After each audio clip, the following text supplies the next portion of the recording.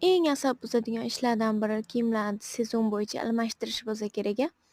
Menam bolalarim kiyimlarini bahorda oxirigacha bormasdan issiq bo'lib ketganligi uchun tezda almashtirib olgandim. Endi xursand bo'lib ancha yengillab qoldim desam, birdaniga yana sovuvlar tushib ketsa bo'ladimi? Hamma kiyimlarni oldiyda.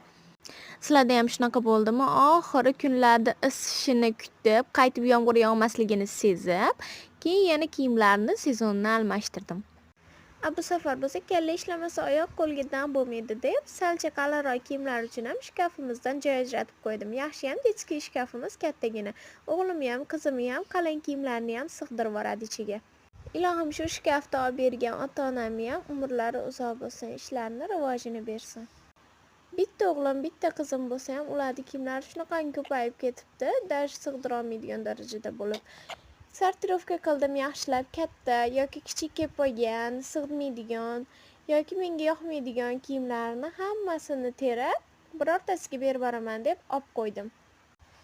Salcha eskiroq kiyimlarni ham tashlab yuborishga ko'zim qiymadi. Biror joyda artkani olib qo'yarman deb o'zi biladi, shu gap qiziq-ku. Lekin shu uyimda eng tez bardak bo'lib ketadigan joyi ham shu shkaf, chunki o'g'lim kiyimlarini olaman deb hamma narsani sochib tashlaydi. Qani bu safar necha kunga chidarkin? Iloji boricha bo'yi yetadigan va oson topadigan qilib joylashtirishga harakat qildim.